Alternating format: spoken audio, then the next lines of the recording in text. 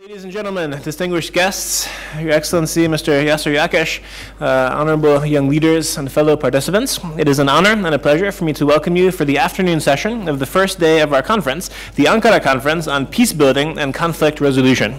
We're now going to have a joint presentation. You've had the chance to get to know the Vice Chairman of the ARI Movement already, Mr. Ari Batu. You have not had a chance to get to know his colleague, Mr. Ural Akuzum. So I'd like to say a few words of background about Ural, so that you can see also the excellent experience that he is bringing with him to the podium.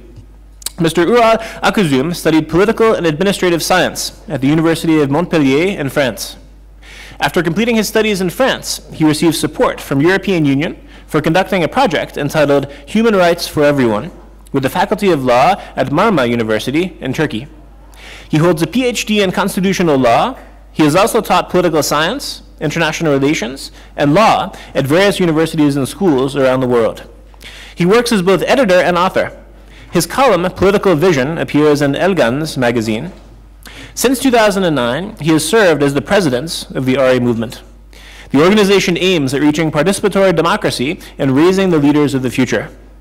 In addition, Mr. Akuzum has also been president of the Turkey Ethical Values Foundation, with its vision to place the ethical values to business, world, and social life. So as you can see, many common interests also with the Institute for Cultural Diplomacy, and we're very much looking forward to bringing those common interests to fruition in terms of some more sustained and intensified collaboration with the ARI movement in the future. The topic of the presentation is a fascinating one: prospects for democracy in the Mediterranean, the rise of civil society and the region. Ladies and gentlemen, please join me in a very, very warm welcome for both Mr. Ural Akuzum and Arda Batu. Thank you.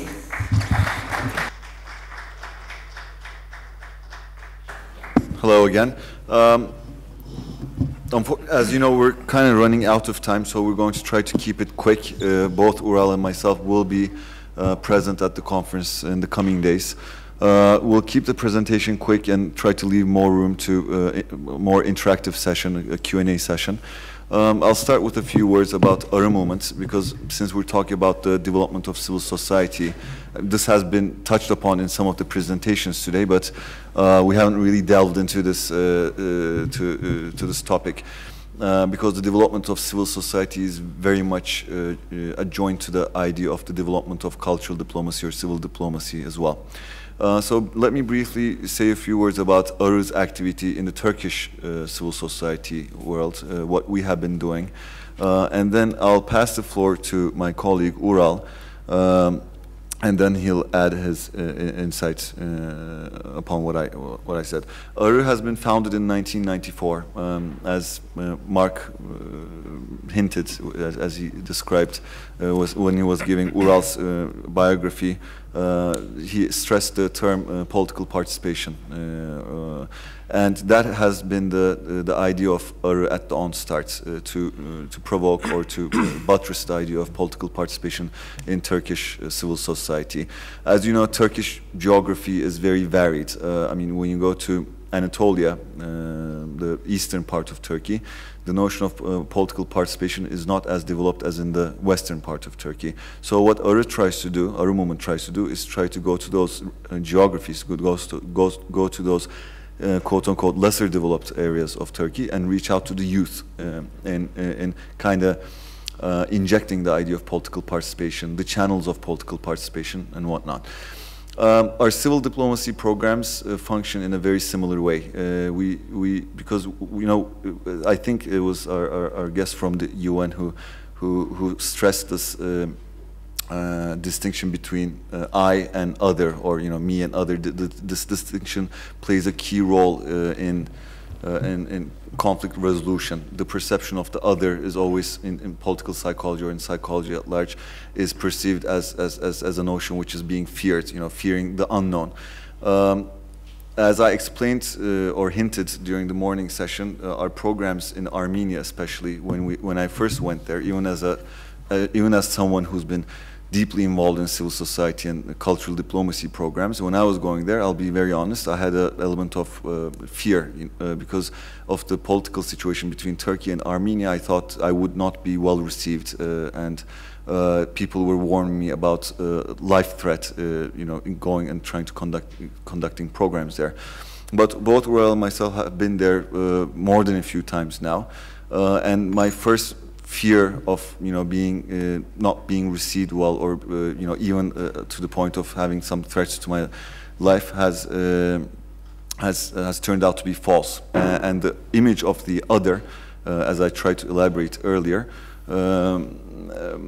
I lived it firsthand as someone involved in cultural diplomacy, and I saw that the Armenians perceived me just as I perceived them. When I went there, they said, I mean, we thought all Turkish people were monsters, that you were going to come here and make a terrible speech about our culture, about our society, and about our people, and about our history. But we saw that, you have a high level of tolerance, and that not all Turkish people are like you. So, I mean, that's just to give you a general idea about how such programs and how such projects can benefit the society in bringing down that image of the feared other, so to speak. So this is in essence what we're trying to do, going to the regions, to the geographies, just as in our youth and political participation programs, going to these geographies where people are not exposed to the outside world and are not very much exposed to the other. And when we do that, and when we reach out to those people, we have a great feedback. That's why we're such strong believers in these projects of cultural diplomacy. Before I stop, let me just briefly list some of the programs that we are conducting. For the past decade, we have been conducting programs with the United States, the ACYPL program. It's a program for young political leaders, where we invite 10 candidates from the US every year to Turkey, and we send 10 young political candidates to the US, where there will be some mutual understanding of the culture, the political system, and so forth. We have been doing the Germany Meets Turkey program together with the ICD some years ago. We gave a brief stop to that, but we're hoping to continue in the coming years. In the South Caucasus, as I underlined earlier, we're very active in Azerbaijan, Armenia, and Georgia. Only with Azerbaijan we conducted 15 programs already. Not as many with Azerbaijan and Georgia, but approximately around the number of 10 programs in the past 3 years.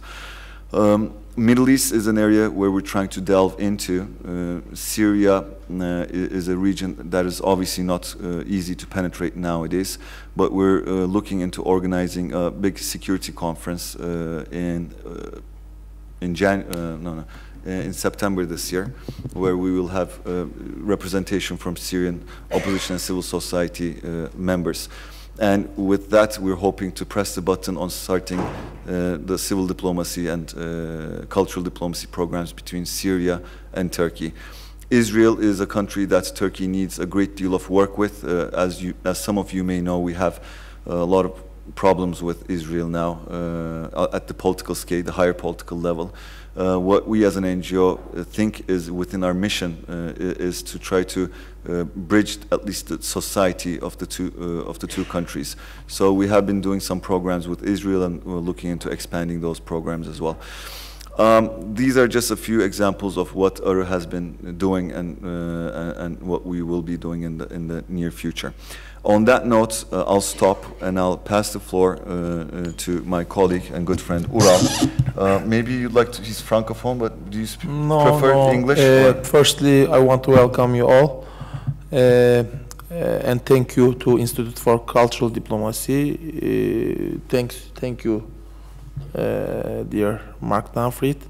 I will be more comfortable in Turkish, so my colleague Arda will help me on translation. Öncelikle konu Akdeniz bölgesindeki sivil toplumun rolü ve buradaki devrim süreçlerini hep beraber yaşadık. Kuzey Afrika'da bu dönüşüm neredeyse tamamlandı. First of all, our topic is focused on the MENA geography, and as all of you know, there has been uprisings and a revolutionary phase in this geography, and that's why I would like to focus on this geography. Bu devrim süreçleri belki Tunus'ta daha az kanlı oldu, fakat Libya'da daha çok kanlı oldu, Mısır'da daha çok kanlı oldu. The degrees of the revolution varied from one country to the next. Şimdi de Suriye'de ve zannediyorum önümüzdeki 1-2 yıl içinde de İran'da büyük bir dönüşüm olacak. And as you know, there's also an upheaval in Syria, and we forecast that we will see similar things in Iran in the near future.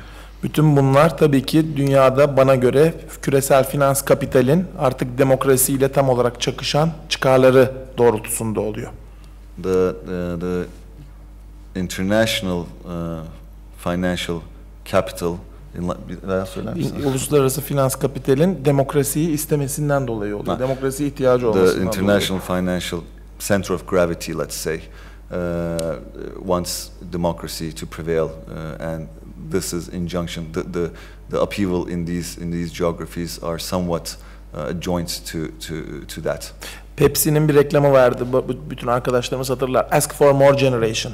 Daha fazlasını iste, daha fazlasını tüket. Yeah. Daha demokratik toplumlar daha çok tüketiyorlar. Yeah, if you may remember the commercial or the advertisement of Pepsi, it always said, ask for more, ask for the next generation. Ask for more generation. Ask for more generation. Yani consume more. Evet. Hüsnü Mübarek'in Mısır'ında veya Saddam Hüseyin'in Irak'ında daha az PlayStation, daha az iPhone, daha az Coca-Cola satabilirsiniz. Yeah, in the markets of Hüsnü Mübarek, for instance, you can sell less PlayStations or less iPhones. Onun için dünyadaki küresel sistem demokrasi istiyor.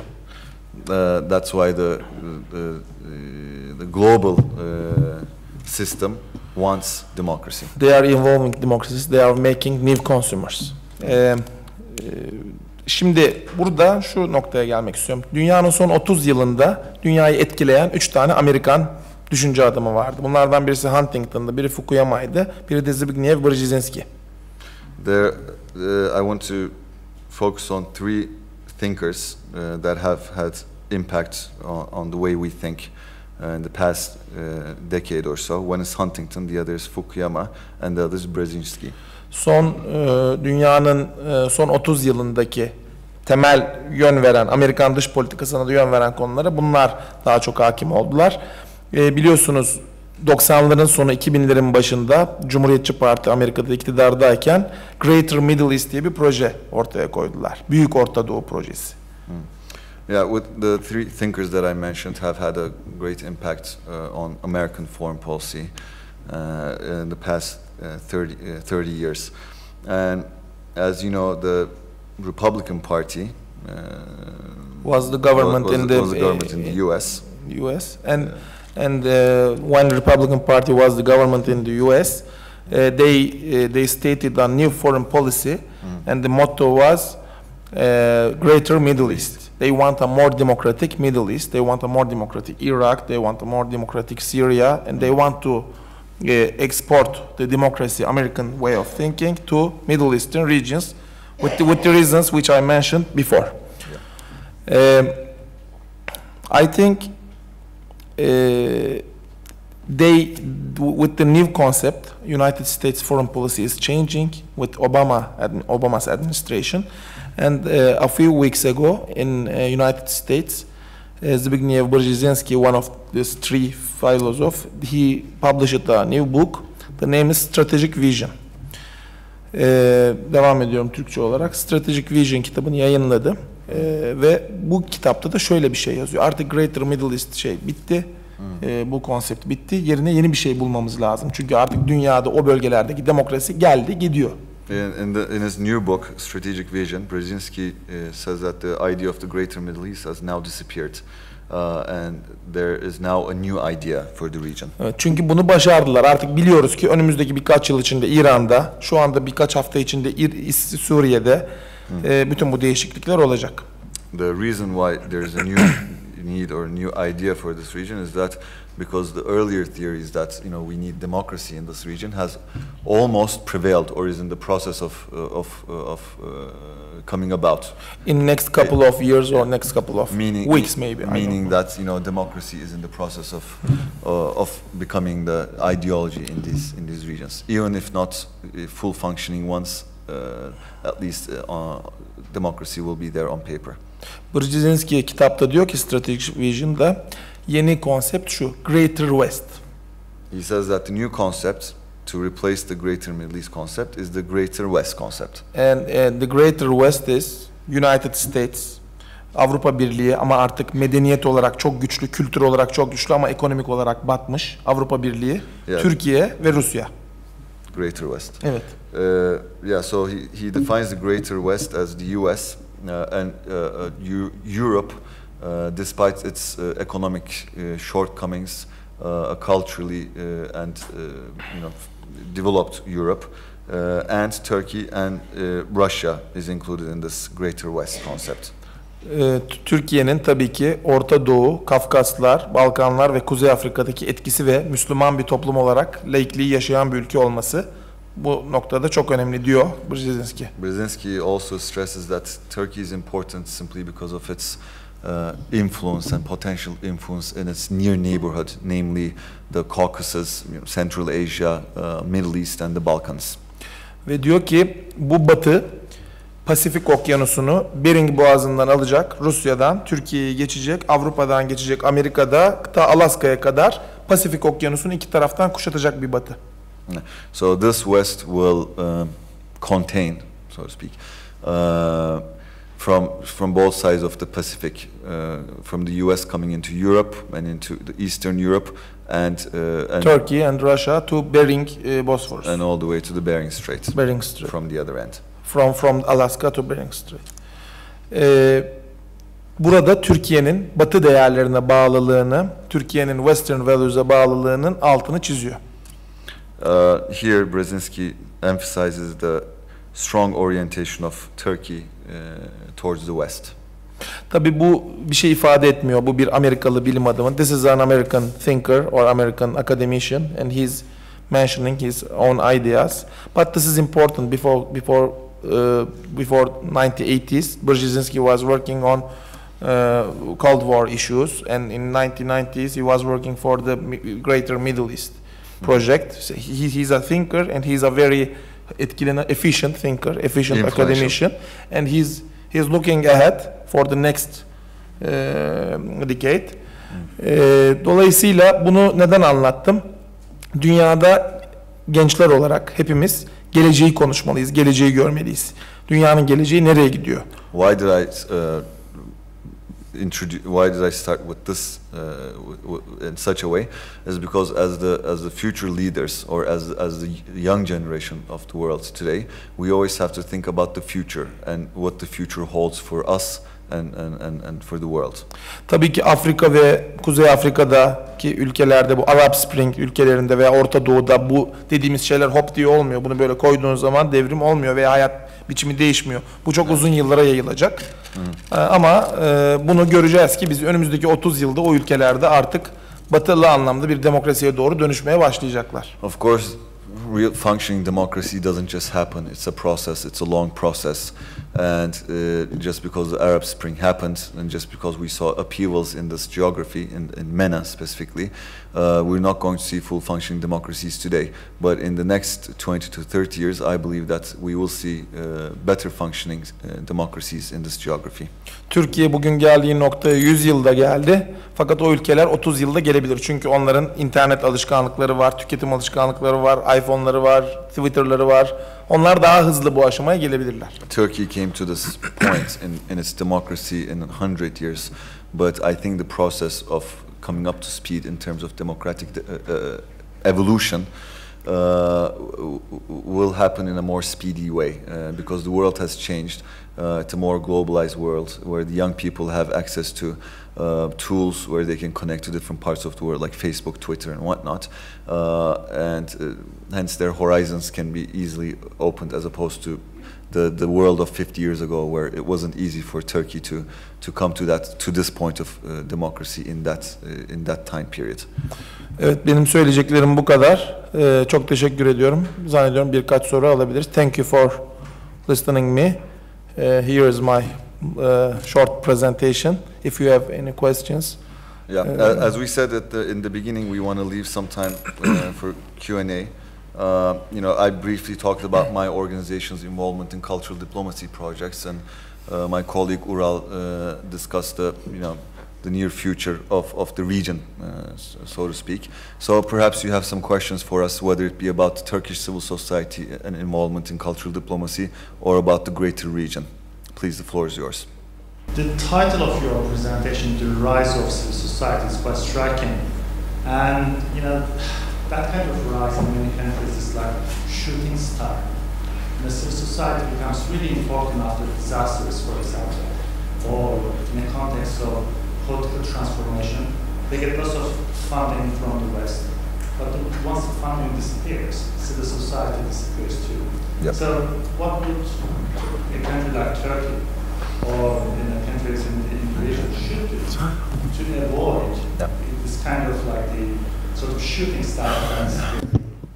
Yeah, that's a very good question, and that actually touches the heart of the problem of the civil society in Turkey and in the region. I mean, we were involved in the Balkans and in the Caucasus, and the situation there is even worse than it is in Turkey.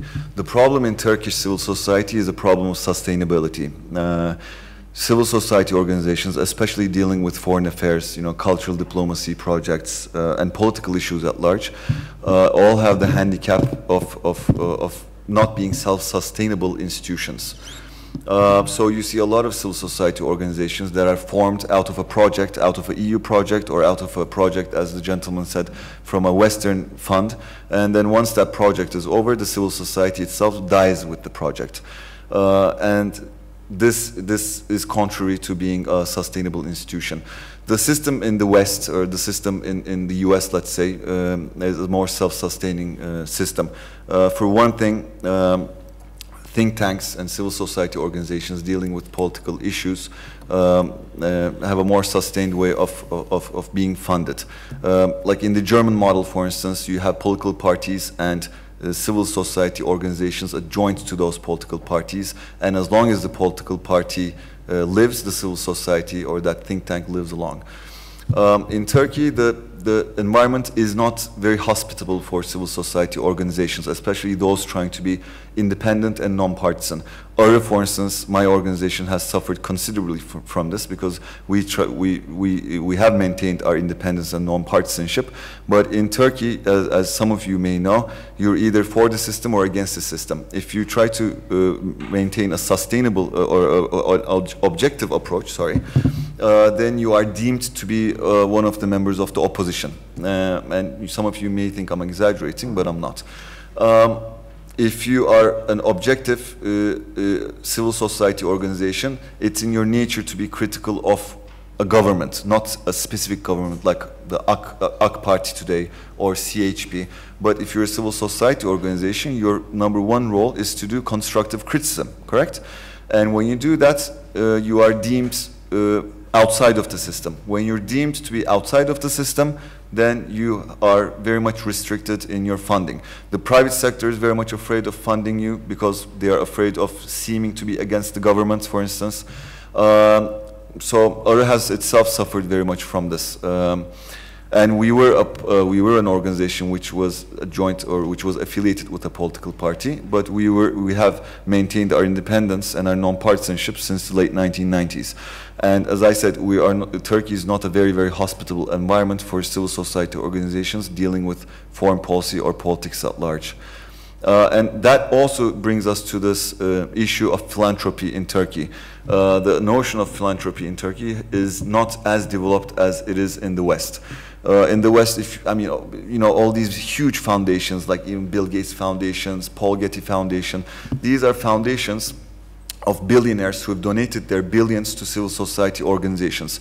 Turkey, we are not at that point. I mean, every now and then I'm optimistic about moving to that level of philanthropy and hence funding of civil society organizations through the rich families of Turkey.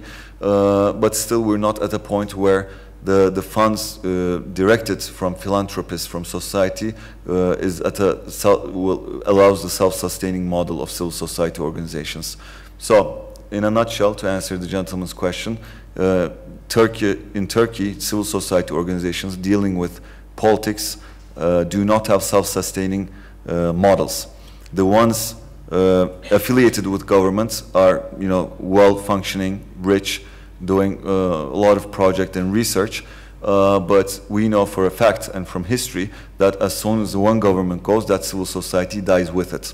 Thank you. For example, last 20 years, we have a lot of history like this. In 1990s, there was central right.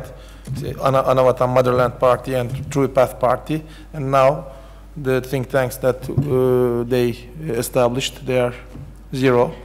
And of course in Turkey, one of the strong problems is there is no philanthropic culture in Turkey. The rich people of Turkey, they are investing to charity or arts or reputation-based, for example, universities or museums, but not advocacy-based think tanks or NGOs. But in the United States, especially in the United States, and maybe in some countries of Europe, yes, they have a real philanthropic culture, and they are investing the advocacy-based NGOs or think tanks.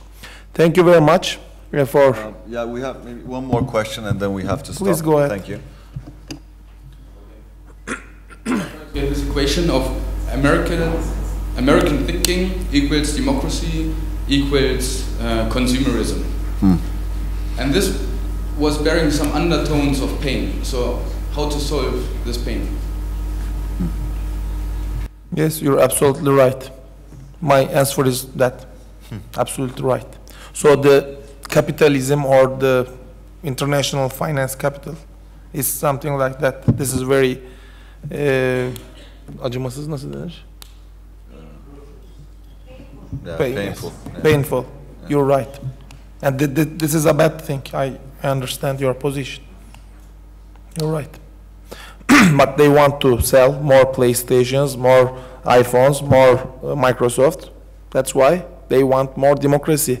You know, there's a relationship between democracy and development, and the countries which are more democratic, their population is more consumer. This is the equality. Okay. That's all we have time for. I mean, I know there's some more questions, and we'd love to answer them. Try to answer them, but we'll go on in the private sessions after this. Thank you very much for listening. Both my colleague Ural and I will be present for the next 3 days of the conference, and we're hoping that we'll have plenty of time to converse in the evenings, especially, and get to know each other and be inspired by you.